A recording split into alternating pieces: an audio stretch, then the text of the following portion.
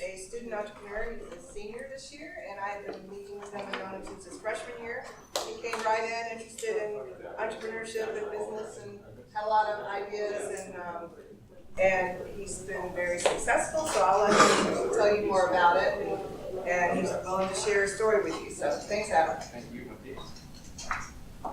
Okay, what's up, everybody? Okay, so I was in your shoes a couple years ago. Like when you said, I'm a senior now at Florida State, so I'm not anything special. Just another person who's worked hard, used my time in college correctly, and got some results out of it. It all depends how you go about it, right? So you guys are all in this entrepreneurship colloquium, right? Something like that didn't exist when I got here. So most of my friends are not entrepreneurs. I'm sure, as you guys know, you guys are probably non-conformists, the odd one out of your friend group, entrepreneurial wise. So it wasn't easy to be surrounded with people who were like-minded and trying to do something at the time in college, build a business. And so what you guys have here, really relish in it and cherish the opportunity that you have to be surrounded by and connected with so many people who are trying to do virtually the same thing that each one of you are trying to do. I think that's awesome.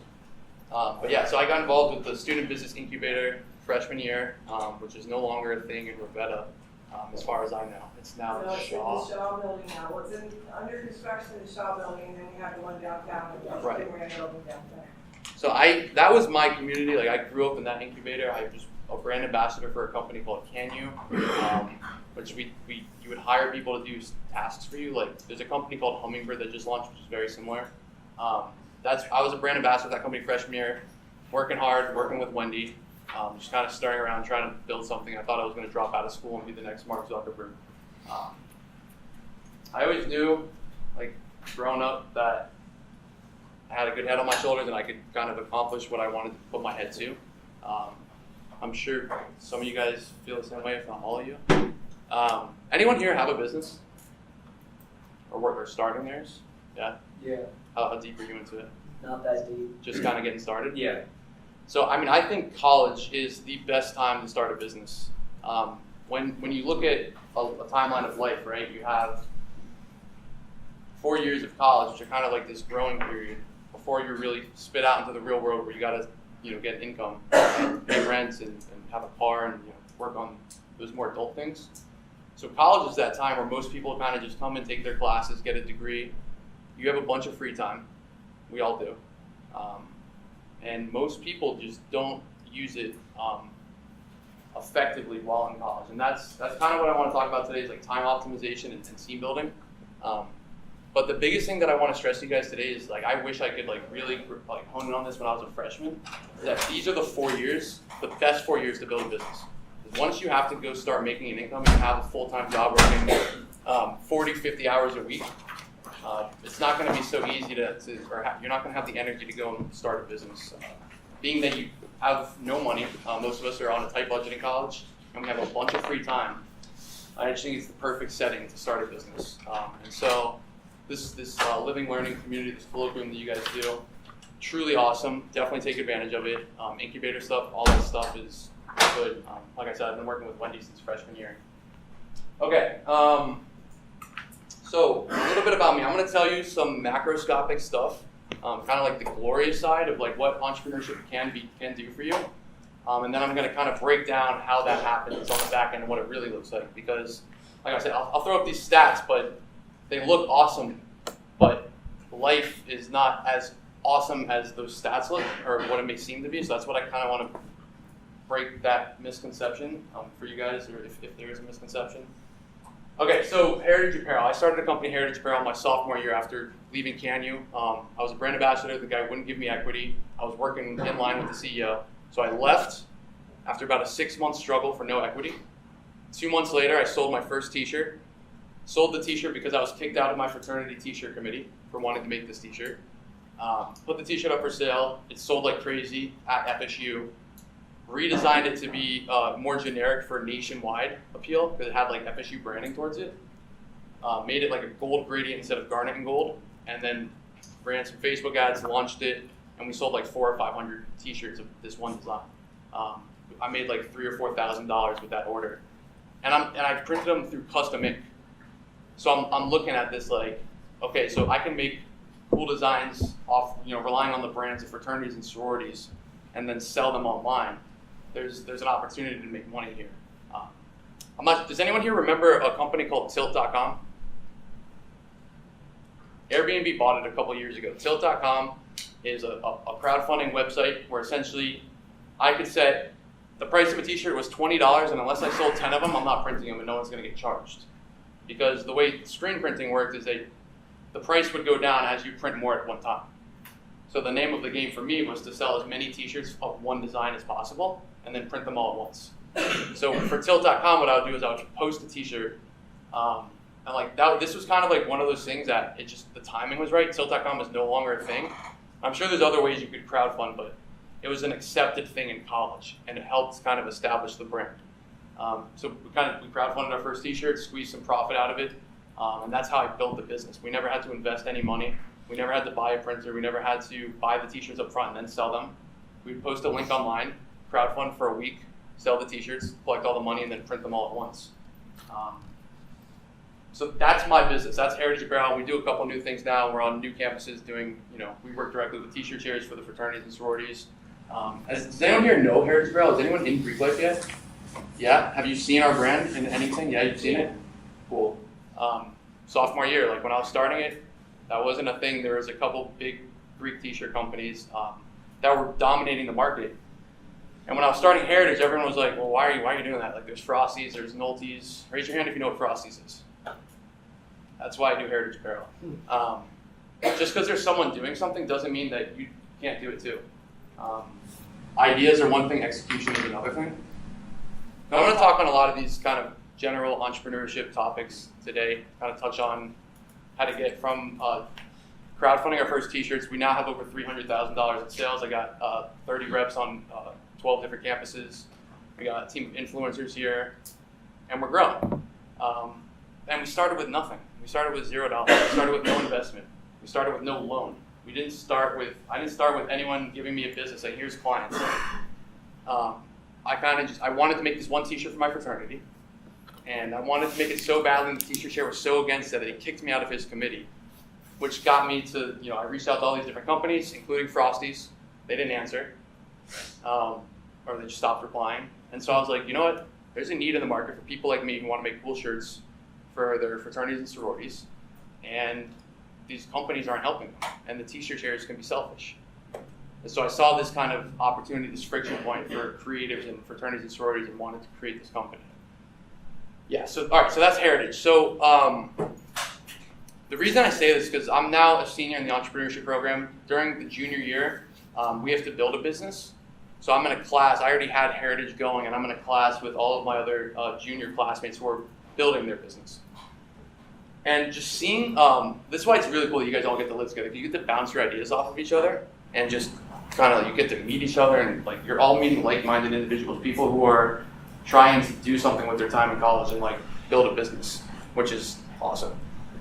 So I'm in this class with juniors, and they're all building their companies. A lot of them are, none of the juniors, as far as I know, still have their companies. We had to build one junior year. We're all seniors now, and I don't think any of them are still around. And it's because of how we think about starting a business. A lot of people romanticize entrepreneurship and glorify it and think, and a lot of people get stubborn in the way they think about how a business should work. When truth be told, the art of business is how, profits can seem ugly. I'm not sure if we have social entrepreneurs in here or commercial, because there are different purposes for businesses. But as far as I see it, a commercial enterprise, if you're going to go into business, the idea is to spend as little money as possible and make as much money as possible. Spend as little time as possible and reap as much reward as possible. Why go into something that, if you have two opportunities, if I can spend 10 hours and make $100, or I can spend 5 hours and make 1,000, I'm just going to take the second all day long. So that's the same concept with entrepreneurship. You want to be able to do the most, or you want to be able to do the least and reap the most. That's streamlining efficiency. That's how you build a scalable infrastructure. So a lot of what I realized with juniors in this course is that people think about building a business, and I gotta buy all these things and assemble all these pieces so that I can do that. You don't. Like, the way to start a business, at least in my opinion, is find one customer. Find one person who can identify with your problem and say, okay, well, how much would you, like, let's say I come up with a product. Let's say you have a problem with, grass. Okay, you're allergic to grass. That's a thing. So this is your problem.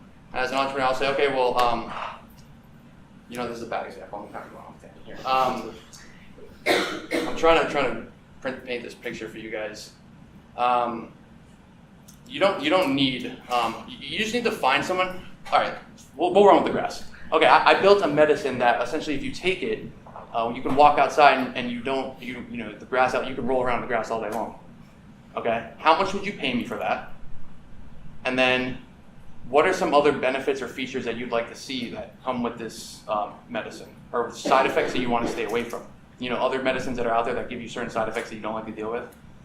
So, like, I'm finding one customer right now, and I'm asking this customer, how can I make my product better for because, like, think about it, we're all unique, but we're not all that different.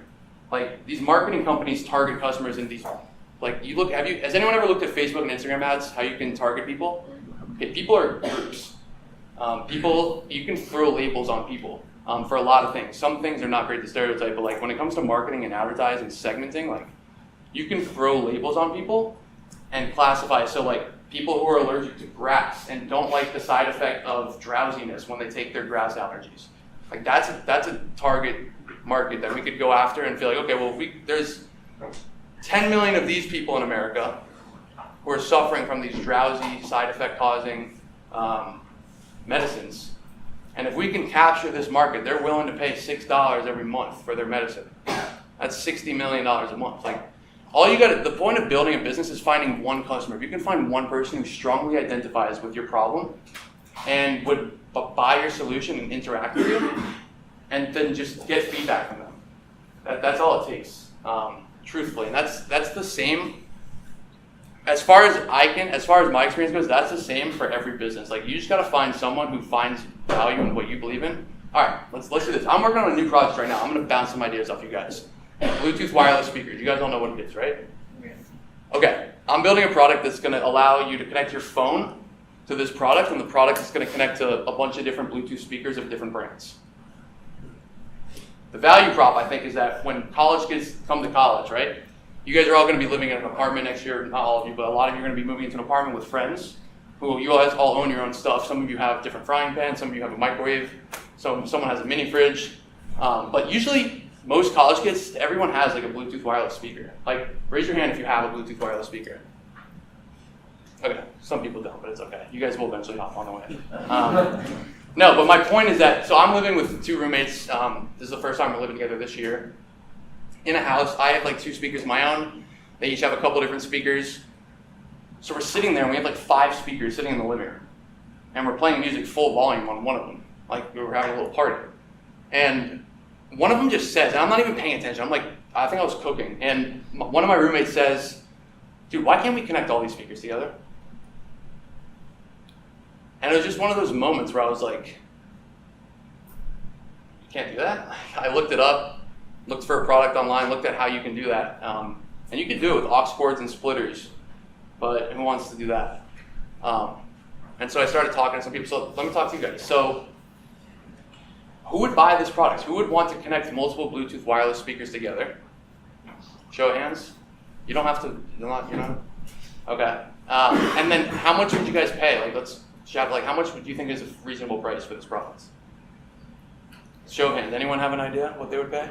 $60. Let's say you can connect like 6 speakers to it. You'd pay like $60? $50?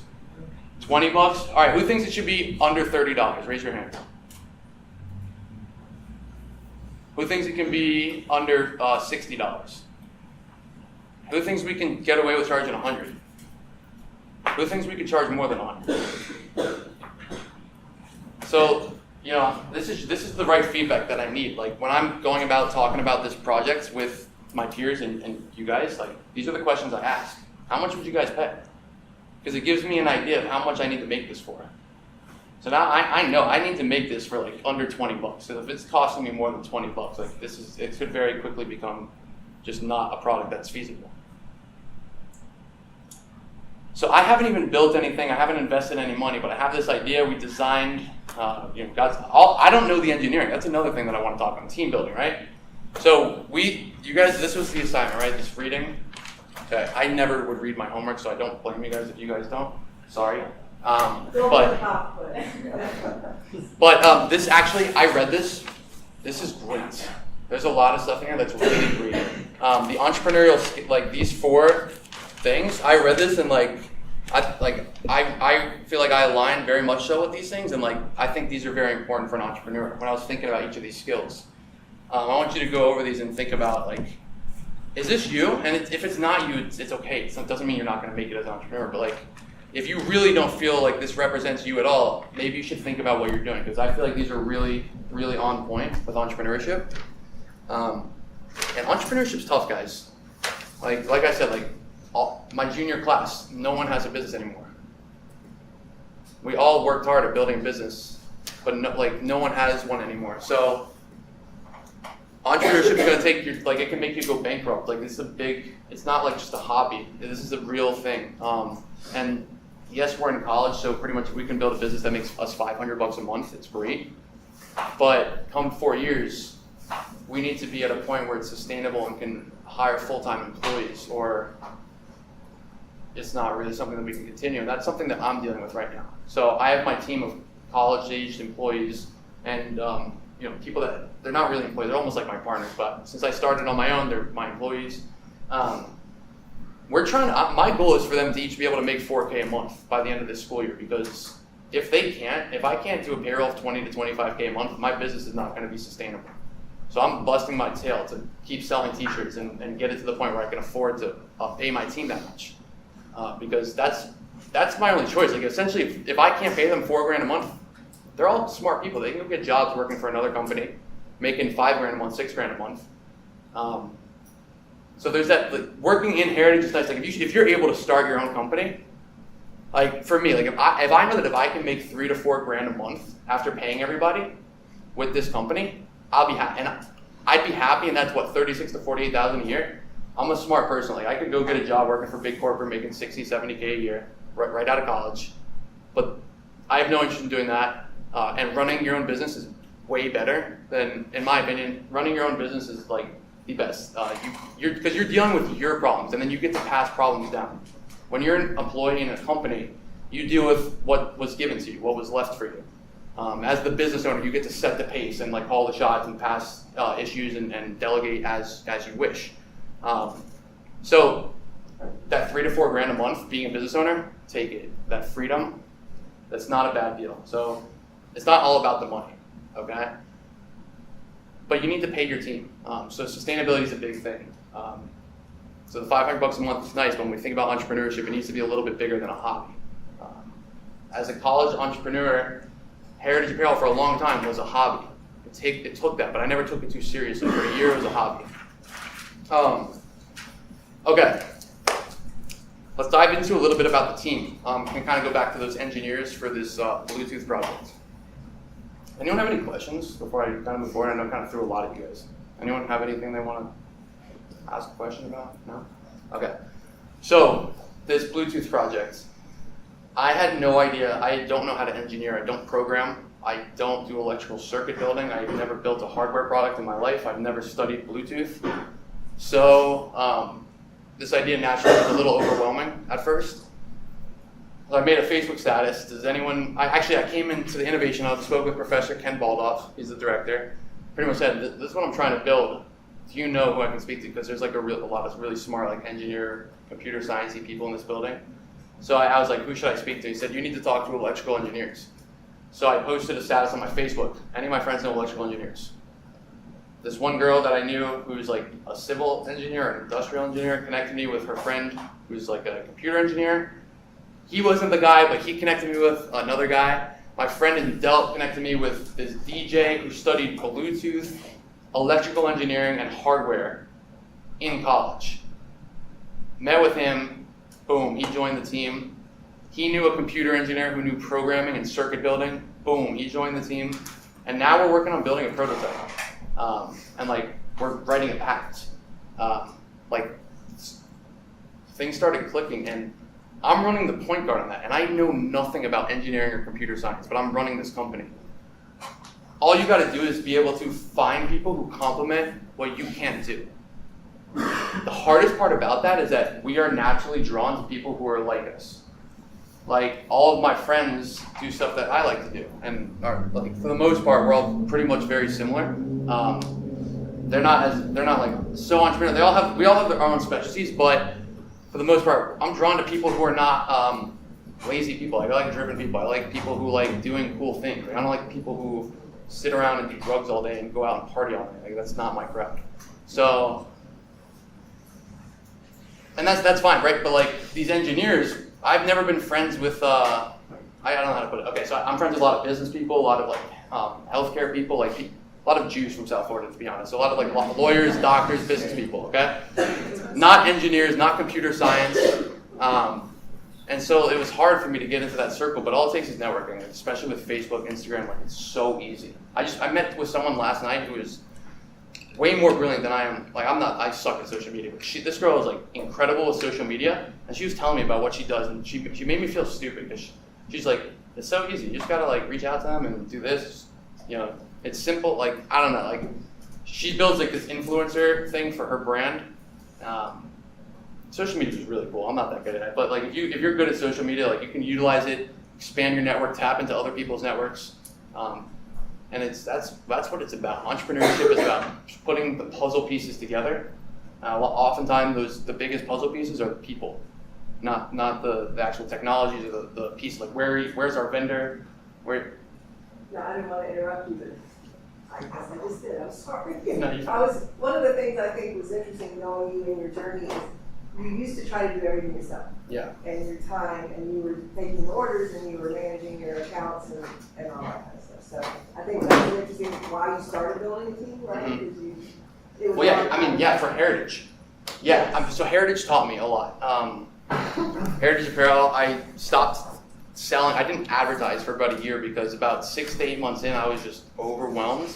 I had like my 4 to 5 like main clients, main sorority and fraternity teacher chairs that I worked with, and then we had like a couple new would trickle in here and there.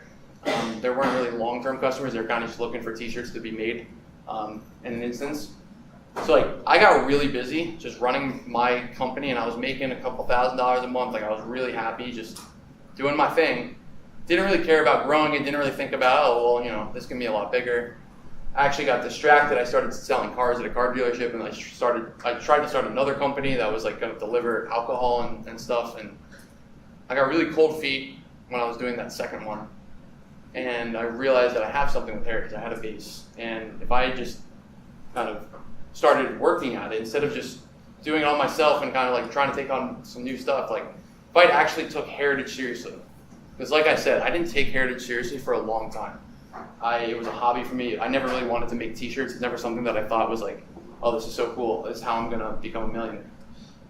Heritage Apparel was just an opportunity. Started making a few $100, kept doing it. Grew it, and then kind of plateaued it because I was just so overwhelmed with it and didn't want to take on any help because I wanted it all for myself. Big thing, as a young entrepreneur, you're probably gonna want all the equity because what do you have going for you? You got nothing, right? No offense. But 100% of the company is a lot better than 30% with 2 kids that you know nothing about. So it can be hard, and I get that. You want to do it all yourself, and you think you can because you're an entrepreneur and you think you can do everything. It's way better to work with teams. There's been studies done about 1 founder versus 2 founders versus 3 founders. Like 3 founders is the number. So if you can find the right people, you should try to link up with 2 other people and try to find people who do things that you can't do. Like I said, we're drawn to people who are very much like us, right? Like if I see someone who does what I do even better, I want to meet with that person. And like if I met another college senior who's doing a Greek T-shirt company and it's way bigger than Heritage, I want to network with that person and see what they figured out that I didn't. We're not necessarily drawn to people who do completely different things than us because we know nothing about those things. But that's how you build a team. That's how you build a team in business. You have to assemble pieces that do things that are different. Because if you're like, I'm a real sales oriented person. Like, I'm good at sales, but if I had a partner who also was really good at sales and they had a different strategy, we'd spend time butting heads, which is not like, why? I'm good, he's good. We don't need to argue. Either way would work. And that's fine. Like, we're both talented people. But like, we shouldn't be working together unless he can do something completely different than than I can do. Because having two really good people at sales, like, you only need one person who can do the sales. How many people do you need to build a sales strategy? It can come from one mind. Find someone who does marketing really well. Find someone who is really good at operations and organized. And it's also not about, oftentimes we think about these hard business practices like sales, marketing, accounting. Those are the things that we try to find differentiating like pieces for. Truthfully, like, the business person is kind of like one mind, maybe an accountant's different. Like, I'm not a finance person, I'm not an accounting person, so I needed to bring that in. But as far as like the founding team goes, it shouldn't be like, we have this guy's marketing, this guy's sales, this guy's accounting, this guy's management. No, I think it should be more broken up like how people think. This person's a creative visionary. This person's an organized, very on top of their stuff, kind of like everything's like colored in the lines. Finding people who think differently, that's the move. Not just people who can do hard skills differently, because those you can hire and recruit. But the way someone thinks that's what's valuable. So look for those pieces when you're looking for people. Okay. Hold on, let me check my notes. I had a couple things I wanted to touch on with you guys. I want you to touch too a little bit about, because you can't just make an FSU t-shirt or a group organization. Like, there's some licensing, just in case anybody thinks. Yeah. Start selling t-shirts to say FSU. Yes. So a couple things. Always, what I've learned, ask for forgiveness, not permission. You will get a cease and desist before you get a lawsuit.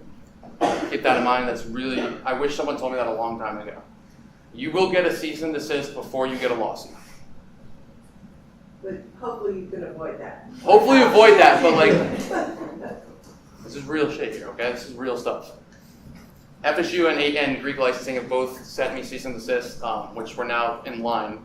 And I wish we didn't have to, cross that red tape before and like introduce myself to the trademark director as like the guy that just like he wants to like sue and like pay back royalties on him. I had to go in there and kind of build some rapport and like just be like, yo, I'm sorry, man. Like, I didn't mean to, I didn't know what was trademarked, and I'm sorry. But like, so what lessons did you learn? the lessons learned is that you should. All right, there's a couple lessons. One, like, take it seriously. Like, when you do a business, like, you're not just. It's not like as small as you are. It's not that small. It could be a lot bigger, and with the internet, it has the ability to reach a lot of eyeballs. So don't think that if you put it out there and no one's going to see it. Like, people are going to see it, and they might have a reaction that you might not expect. So think carefully about when you put stuff out there. When it comes to the licensing stuff, I would recommend doing it the right way, not the wrong way. And if you do get caught, definitely handling it the right way, not the wrong way. If you do care. If you don't care, then do what you want. But like, if you do care about yourself and your business, like, incorporate, pay the taxes, pay the royalties. That's how business works, and it's worth it in the long run. It's way better to do that than to do all the wrong things. Just thinking that I'm like, no one's looking at me. I'm some small company. When the IRS comes in and they want to audit your books for the past few years, that's not fun. It's a lot easier if you just do the right thing the first time around. So yeah, so that if you are looking into getting into, so like Greek apparel, FSU apparel, what we rely on is the brand that we're selling to, right? So we'll come up with a cool design, a cool spin on the Greek brand, right? Like if Zeta drops a t-shirt in town, all the guys in town want to wear it. So we rely on that Zeta to Alpha brand. Our designs complement it and we make the Zeta brand look cool, but that Zeta brand is what pushes the sales. So we pay our royalties because we got to pay 8.5% to this company. 8.5% of the revenue. It's terrible. Like, at first I was like, yeah, I still am like, dude, this sucks. But it's the right thing to do because this company can squash you. What I've learned is that this company that manages the Greek trademarks, they don't just manage the Greek trademarks for t-shirt printing. the company that we purchased our composite, does anyone not know what a composite is? Composite is when all the members, brothers and sisters of fraternity or sorority take headshots and then it's all put on like one big picture. So the people that make those composites are licensed through Affinity, the company that manages my t-shirts. This company is huge, and most of these licensing managing companies are. So do the right thing, try to pay your royalties, try to get licensing before you do stuff. But just know that you should ask for permission, not forgiveness, because you also never know who you're going to talk to. You could talk to someone, they'll tell you no, and they might not even have authority. But if you get shut down and they send you cease and desist, then you're talking to the right person. So in business, not the best advice. I'm sorry if you're getting upset with me, but like, I want you guys to know, cease and desist before lawsuit. Get after it. Just be willing to push boundaries. How you make a name for yourself. So, how are we doing on time? Got 10 minutes. Okay. Okay. Does anyone have any questions about anything that I've touched on? Any questions for me? What's up? What exactly is a cease and desist? Cease and desist. Good question. Okay. A cease and desist is a letter, pretty much, that says, please stop doing this. Like, we see that you're doing it, please stop, and please agree to not do it anymore. If we see that you're doing it in the future, like, we could come after you for X, Y, Z.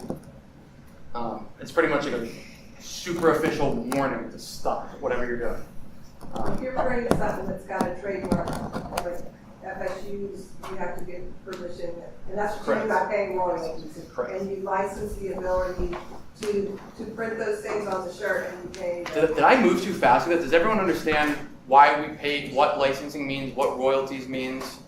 Does anyone, should I go over that? Just nod your head like, It's an important thing to know. all right, I'm going to go over it real quick. So, like I was saying, we rely on the brand of FSU or Zeta or DG or something to like sell the apparel, right? We rely Even on like what's on your shirt, right? well, so this is Cypress Bay football. So like I play Cypress Bay football, and my family wanted these shirts, and all the families of Cypress Bay football and all the players wanted these shirts. So like whoever was selling these shirts relies on the brand of Cypress Bay football.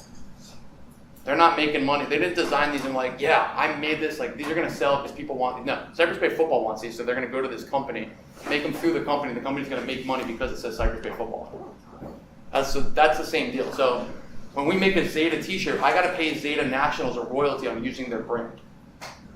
Okay, so we get a license to print their brand through the brand management company called Affinity. And with that license, we have to submit the designs that we're going to print. They have to approve them. And then once we print them, at the end of every quarter, we pay them royalties on the sales. Royalties is an 8.5% cut of all the revenue we take in for that shirt. So that's what that So like is. on the Jim Moran t-shirts, you've got one at the back that's got the FSU seal, and that logo was created by University Communications, and only companies that have paid FSU a license. Yeah, that's the thing. So Yeah, companies print pay a those lot of shirts. money to have a license to print FSU. So FSU is a really hard company to get a license for. I got the cease and desist, and I'm trying to get my license, but I currently can't print anything that says Florida State on it. Like I can't make the Jim Moran school stuff. I'm trying to figure that out, but yeah, that's a dilemma. That's real. And I'm honestly getting my cease and desist framed. I'm so proud of myself. Like FSU caught me, and they were like, "Dude, you can't do this." I'm like, I started this out of thin air, nothing. Like I just started selling t-shirts. So that's like there's cool experience like that. Like push boundaries. Like you just got to know what risk you're willing to take and know where you can actually get in trouble. That's what I'm saying. Like not good advice, but like you will get a cease and desist before a lawsuit. So if you think, if you want to do it. But you gotta be making enough money to be able to pay an attorney, right, if that happens. Yeah. 'Cause that's- It's not good advice what I'm telling you, but it's good knowledge to know how that works. You will get that before that. But try not to get a cease and desist. It's not that fun, but yeah. Okay. Sorry if I. That's not Any other questions? the real world. Yeah, this is real. I'm not really hiding anything from you guys. Okay, so Well, I think your time management, I mean, right? Right? time optimization is. Because starting and building a business takes a lot of time. And we have a lot of classes that you were taking and stuff, so. Yeah, I can touch. structuring There's what that part of your story is. there's how do I put it? There are a lot of times, like sophomore, junior year, when I was starting Heritage and it was growing pretty fast, where I was like, I'm dropping out. Screw school. Like, I'm gonna grow this company. Like, I don't like what you know. I didn't think. I still don't believe. Like, if you have, I'm not gonna tell you this guy. You shouldn't have let me come speak on it. No, I'm kidding. No, the college degree is awesome. Like, today's society places a very high value on the college degree, and if you don't have it, it's very detrimental. So you're here, which fortunately means that you can afford college, which means that you should go through with it. Unless you have something else come up that really takes you away from it, you should get your degree. There's really no reason to not get your degree. Take me for example. Like I'm someone who's at this point I'm making some more money than what my friends are going to make post-degree getting a job without a degree, right? So like why need a degree, right? Heritage Apparel could blow up in my face in a year. I've had friends who started companies and went $150,000 deep with investors, and then the dev firm just kind of took their app and stole it. Like, things happen in business that are really hard to expect sometimes. And in life, for that, especially entrepreneurship, because entrepreneurship is just life and business combined. How do I say this? You don't need to drop out. You don't. Unless you are literally starting the next Apple, you don't need to drop out. And if you are starting the next Apple, you should drop out. But like, it's hard to tell. You never know, right? Like, there's Ubers before Uber. An idea and some traction is not worth a whole lot. Executing and building a sustainable system is. So you could have a great start, but it doesn't mean it's going to be a good business. I know it's hard to kind of comprehend, but it doesn't always pan out. Like even Heritage Apparel, like if I can't find the talent and build a business so I can pay people a full-time wage, I'm going to lose some talent. Shit might hit the fan with Heritage Apparel after we graduate, when all of my team goes to get jobs if I can't pay them. Like that's a possibility. Like you got to be real about that stuff.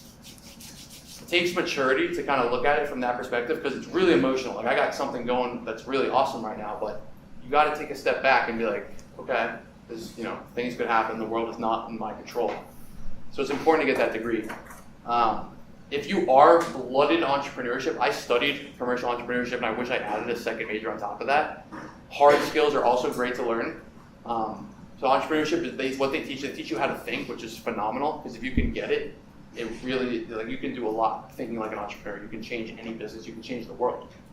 But if you don't have hard skills too, you're going to be lacking some. So if you can, I would recommend, like as a senior talking to freshmen, try to add, if you're going to do the entrepreneurship major, try to add on a hard skill, either a minor or teach yourself a hard skill like through college, like coding or programming or something. I mean, anything with computers and networks and engineering is the future. So if you get into that space, that's good. But yeah, point is, you don't need to drop out. I work a 40-hour work week with Heritage, and I also do full-time school, and I have a 3-2. It's not, I don't have a 4-0, but like, you can get it done. So just work hard. Don't waste your time. I see most of my friends smoke weed and play Fortnite all day. Don't do that. Go and like take your 4 hours in your afternoon. Instead of going and chilling on your couch and watching Netflix, find a profitable hobby and find a customer and just start building and doing. Like, take this opportunity you have, all this free time. Because I'm telling you, once you graduate, you're going to have a full-time job working 9 to 5, Monday through Friday. If you don't build a business, you're going to have a 9 to 5, Monday through Friday, working for someone else, learning on their dollar. But you're not going to have the energy on the weekends, and you're going to have a girlfriend or possibly kids, a few years down the road after that. And life starts to happen. You're not going to have the time and energy and resources to just start a company. You do right now. And you're surrounded in a community. You're living on a floor with a bunch of people who are trying to do the same thing, first of all. Second of all, you're on a college campus, which is just a bunch of people in a learning environment. So everyone around you is getting better. Once you get to work in the real world, go work at Werner Hyundai for 3 months. I worked there for 3 months to learn how to sell. You work with real people who don't love their lives and their work. They have real problems. And so you're in an environment right now where you can really hone in on that and harness it and build something and not have to live a life like that where you work a job that you don't love just because that's your best opportunity. So use your time. Don't play Fortnite all day. Go and do something. Find a profitable hobby. Link up with people. Network. That's pretty much my spiel on time optimization. And you've got cards up there, right? Yeah, if anyone wants to connect, I love helping people with like their business models and stuff. So I'm also really busy. So if you text me or email me, I don't get back to you right away. So, like bear with me, but I'd love to help. So if you do want to meet up or make T-shirts or whatever, like here, my cards are up here. And thank you guys. Okay. Thank you.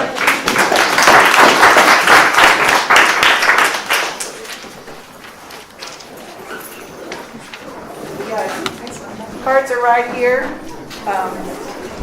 Thank you for that. Yeah, that was awesome. And we don't have any other announcements, right, London? Nope. We're Yeah. good to go.